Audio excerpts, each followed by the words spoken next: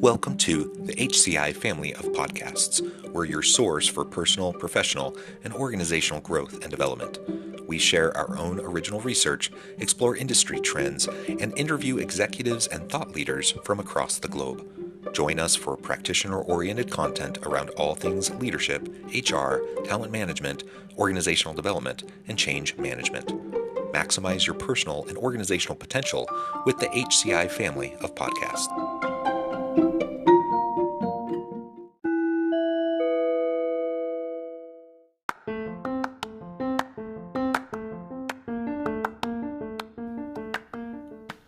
Welcome to the podcast. In this podcast episode, I talk with Yvan Demosthenes about practicing DE&I with a remote workforce.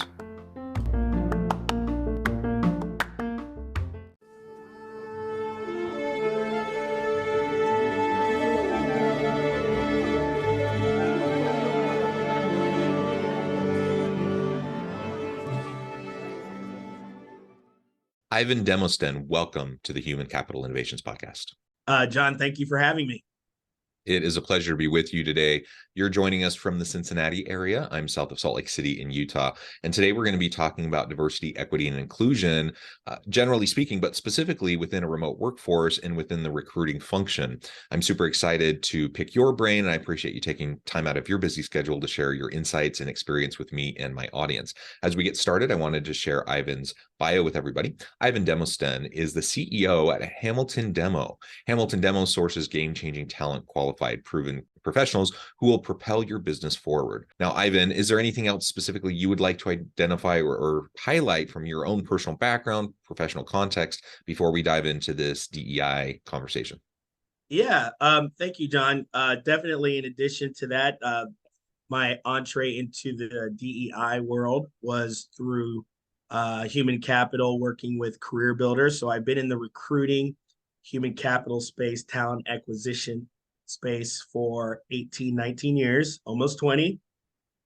And along the way, helping large companies, really, organizations all the way up to 1 million employees globally, attract talent and create strategies for their diversity attraction as well. So I've been having a lot of fun.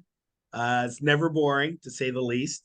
And in the past year, I've also partnered with a few other gentlemen in my network, and we created the Center for Great Work Performance, CGWP.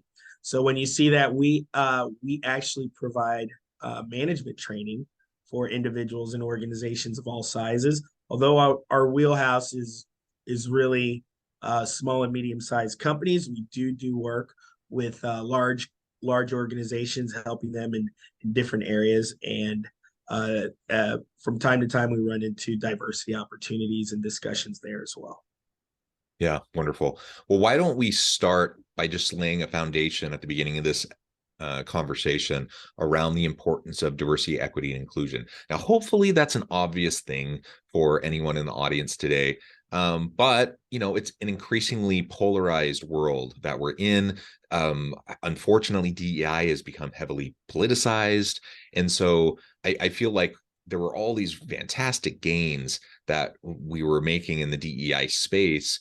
And in the last year or so, it seems like there's been some retrenchment and backlash, even particularly in the political sphere around DEI. Now, this isn't a political podcast. I don't want to get into the politics of it, but I honestly don't see this as a political issue at all. And so it's really frustrating to me to see how politicized it has become and how polarizing this topic has become. Why is it still important today for organizations to focus on diversity, equity, and inclusion? So, great question, and thank you. John, let me share with you first. I consider myself a salesperson, right? I'm a salesman. In my heart, I'm a sales guy. And let me tell you, over the years, this is not the first time this has happened, where there's been some polarization, some pushback, some that pushback where there doesn't seem to be an emphasis or desire to really embrace DEI. Let me share with you, I come from it from a little bit different perspective, because every time this has happened in the past 15, 20 years, companies and organizations buckle down and they double down. Mm-hmm. So this is a signal to me that the organizations that have embraced DEI are going to double down, work harder.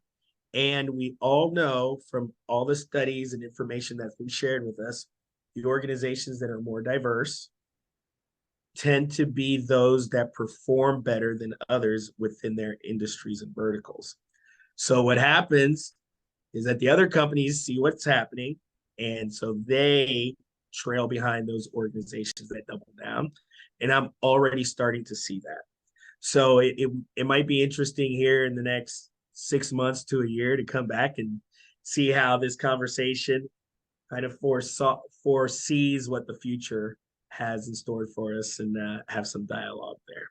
So with that being said, the importance of diversity, I just keep it very basic. There's not enough people to fill all the jobs that we have. We've heard that before, right? There are multiple reasons for roles not being filled, but that's definitely one of them. We just don't have as many people. We don't have parents making as many babies. As a matter of fact, there are a lot of couples that have decided not to be parents, right? Mm-hmm. And however you feel about immigration, before we were born and when we were younger, immigration was a pipeline into the country that really cultivated that manpower for future jobs, right? So we're only touching on the tip of the iceberg, but diversity becomes even more important because companies without diversity are only focusing on a fraction of the population. You've got your entire workforce, and if you have a strategy that only targets 50, 55, 60% of the workforce, then you're already starting from behind a rock. So yeah, very well said. I mean, the research is so crystal clear on this. There's a clear business case for diversity, equity, inclusion, and I'll throw in belonging. That's another piece to this that people have been talking more and more about, creating that safe, authentic space where people can belong, not try to fit in, but belong within the organization. Important in the DEI conversation. The business case for this is clear, like better teams, better innovation, better products and services, better, you just perform better. The organizations that embrace this are just going to do better. And of course, there's a human case to this too. It's not all about the dollars signs and the bottom line. It's the right thing to do for people as human beings, treat each other with dignity and respect. So definitely every organization should be embracing DEI. And given the political landscape, I get why some organizations have become hesitant around it, but you are going to lag, you are going to fall behind.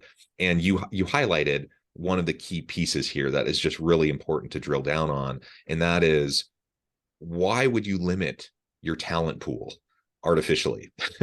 Why would you keep great people away from your organization because you aren't an inviting place where anyone and everyone would want to go and work?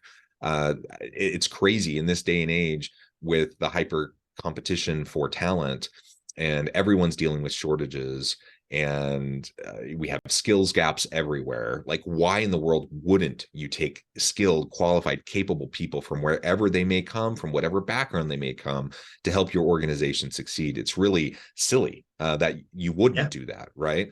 And so wonderful. So I think that lays a good foundation for this overall conversation, and it leads into the next piece, and that is the remote workforce. Of course, during the pandemic, organizations were forced on a dime to switch to remote work. Of course, there were remote organizations prior to that, and there were people that had worked remote, for a really long time. Telecommuting's been a thing for forever, and there have been people who have worked remotely for a long time. But the mass adoption of remote work was not there, and many organizations had really resisted those technologies or that kind of modality of work. And so everyone was forced into it. And for better or worse, people then became accustomed to it, and they learned how to do it more effectively. But fast forward a few years, and now we have organizations doing back to work mandates, like we need you back in the physical office.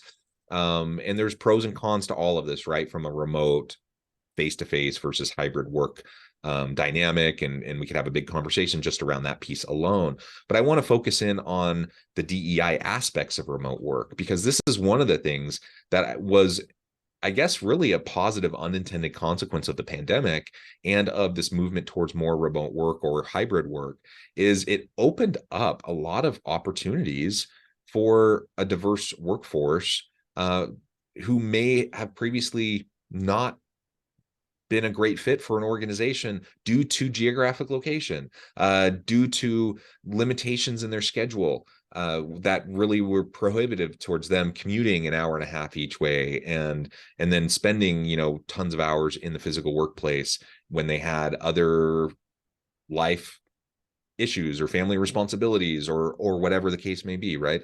Maybe you can speak to us a little bit about that piece, about how the move towards more remote work and hybrid work has helped in the DEI space. Yeah, of course, because let me just share with you, as you alluded to, I was one of those individuals who had the opportunity to work remotely for years. So I I was at my company's office working hybrid for many years, going back to 2005, right? Mhm. And then I was fully remote and have been since 2008. And let me tell you what I realized, John, is it's not for everybody, Yeah. but for those that it is for, I think one of the great things that the companies that have embraced it then and now, they realize that these individuals that work remotely for their companies are more productive. And I personally realize that from me, because work is important to me. I want to succeed. And when you work remotely, you're working 24/7. That computer is there with you all the time. The phone is with you all the time. Your clients are able to access you 7 days a week, and you've got the whole day to manage your schedule.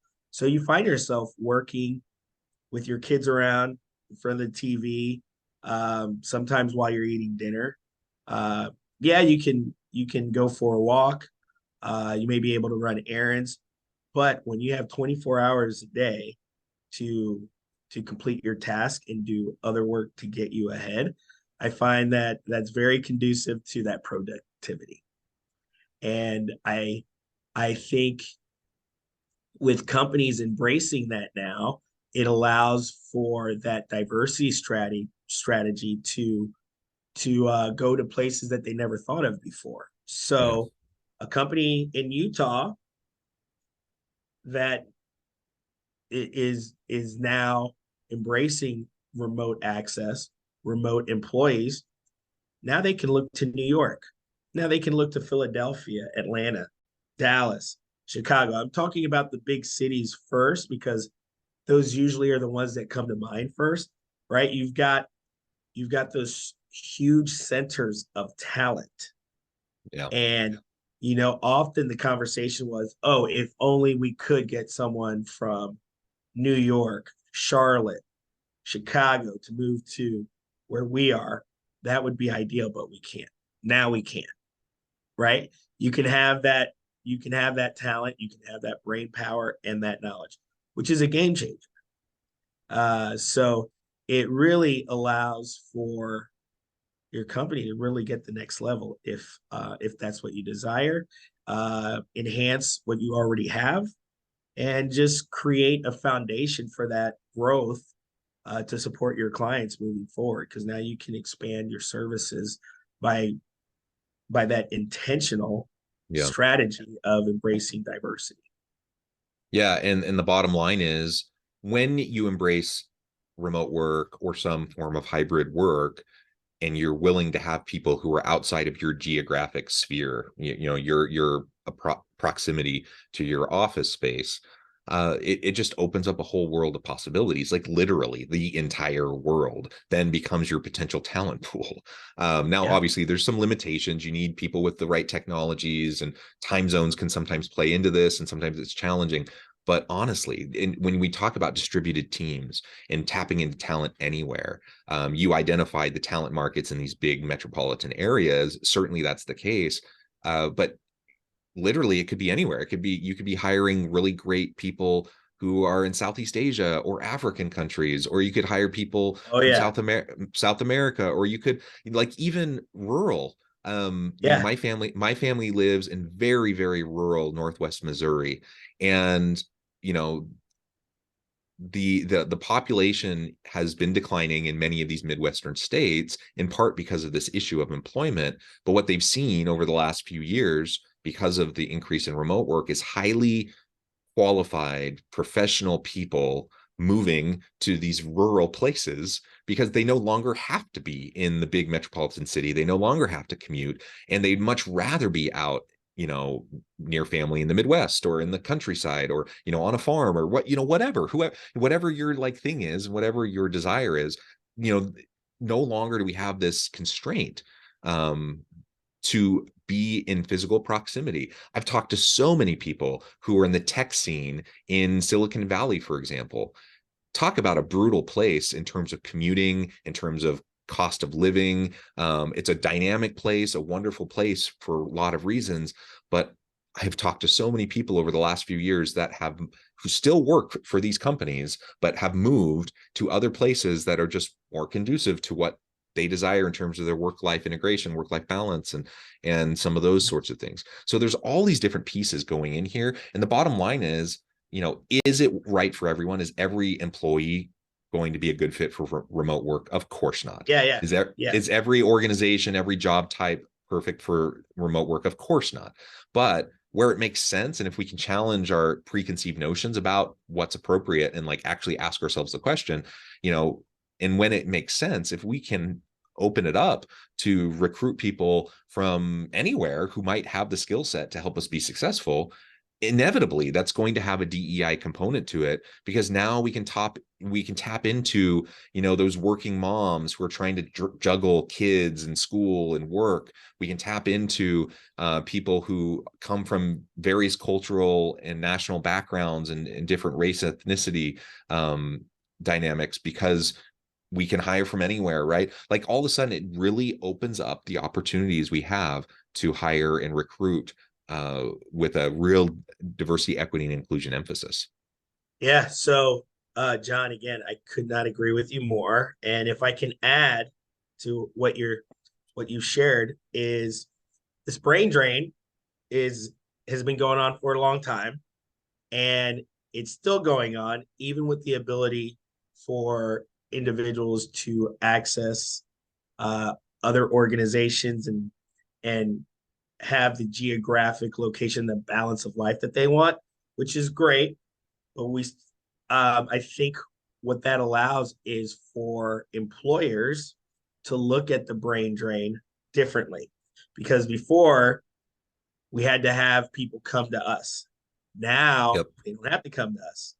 And so I'm really excited about the future as well, because as this develops, the diversity not only pertains to recruiting, but it's also going to pertain to the development within organizations.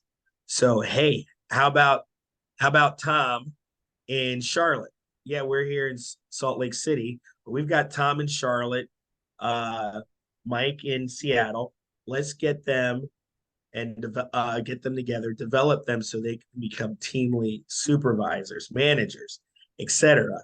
Like I mentioned with you before, being at the Center for Great Work Performance, those are things in the future that are on the horizon. Because now we have these individuals that have these wonderful talents, and we can develop other areas and enhance what they already have. So again, how does that potentially impact our organization moving forward? How does that strengthen our foundation for future growth and future development. And that is in the career and professional development of those individuals that you have. So I'm super excited because DEI will just continue to grow and develop into ways that we can't even imagine yet. Yeah, great. And let's talk. I note the time, and we only have a few more minutes together. But as we, I've got all day, John. You know, I can stay here. as we approach the end of the conversation, I do think it's worth reflecting on these back to work mandates that many organizations are having. Now, again, does remote work or hybrid work for everyone and for every organization, for every team? Of course not. Like, you have to look at the needs of the different individuals, the different teams, the customers, etc. Right? All of that, as the caveat up front, I just want to acknowledge that. But I do think it's really important to think about as we're considering, these back to work mandates. What is the DEI impact of that? There's a lot of factors that would go into that kind of a decision. I would just encourage leaders to think about the DEI impact of that kind of a mandate. For all the reasons we just discussed, as you open up to more remote or hybrid work, you open up literally to the world and the talent pool that's out there everywhere, which gives you a chance to really have a really great diverse workforce. I'm in Utah. Salt Lake City has a decent amount of diversity, but we're probably, I don't know, close to 80% Caucasian.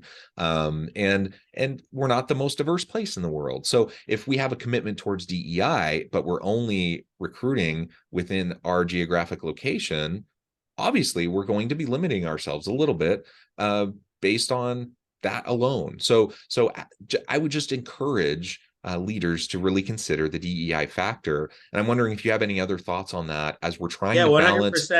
We're trying to balance the need of team collaboration. We're trying to balance the need for, innovative processes that can happen or sometimes are better facilitated when we're together in person, with the convenience and the accessibility of remote work, but also this DEI component. Right. I think you hit it right on the head, John. Balance.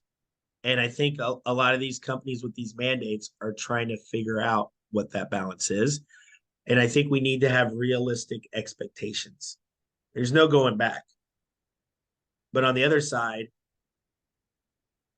if there is a world that we have 100% remote workers, I don't see it happening in our lifetime, right? Yeah. So there's going to be a balance, and you need to figure it out, because now that we can't go back, you've already given the workers a taste of it, and they will seek out those opportunities where they can best leverage and have that balance for their own lives. So the companies need to find the balance. And I think part of that journey is integrating DEI into their strategy for recruiting as well, right? Because as their employees signal their resistance, and some leave the organization, they're going to have an urgency to replace those individuals as well. So again, they're right back to where they started from. If we need somebody right away, where do we find them, and how do we get them on board right away?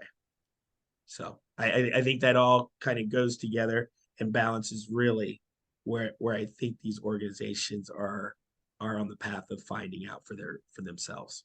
Yvan, this has just been a really great conversation. I'm going to let you go here in just a minute, but before we wrap things up for today, I wanted to give you a chance to share with the audience how they can connect with you, find out more about your work, your team, and then give us the final word on the topic for today. Yeah. So thank you, John. Again, Yvan Demosthenes, and you can find me at hamiltondemo.com. Again, hamiltondemo.com. My contact information is there. And also you can find me at the Center for Great Work Performance, where we do training for managers and provide workshops for your employees and your emerging leaders development. So anywhere there, my phone number, just in case you're not able to find it, is 513-257-9683. 513-257-9683. And I welcome any and all to follow Hamilton Demo and or Center for Great Work Performance on LinkedIn. We are on Twitter and Facebook as well. I think the Instagram piece will hopefully come soon. We're not quite there, but yeah, we're active on social media as well. And parting words, I will say, as we talked about development, John, and organizations got away from it for a while, and now they're getting back into it, right? They're finding individuals, and a lot of times they see the potential, and so they're looking to provide that work schooling, that work learning to have them grow with the organizations. And they're really looking to expand their pool of candidates with their DEI strategies, because as the world is changing so quickly, the world has never changed so quickly, and with so many generations on this planet. I don't know if we didn't talk about this. There are more generational cultures on this planet than ever before in the history of the world. And there are more generations in the workforce. So how do you tap in to all those different generations, as well as other diversity groups, cultural, geographic, whatever it may be? How do you tap into that the best way to help your company grow, so you can attract not only talent, but get more customers, right? That's the bottom line. So I'd leave that with everyone, that the world has never been smaller, but again, it's never been bigger, and more opportunities at the same time. So there's a lot of upside to what's out there. And I'm happy to help any organization if they need any recruiting help, any consulting, as I do placement and recruiting projects, and always here to help. Wonderful. Yvan, thank you so much. It's been a real pleasure. I encourage the audience to reach out, get connected, find out more about what Yvan and his team can do for you. And as always, I hope everyone can stay healthy and safe, that you can find meaning and purpose at work each and every day. And I hope you all have a great week.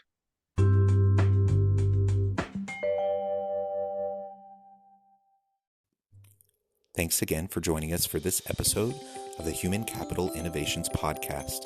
I hope you stay healthy and safe, and that you have a great week.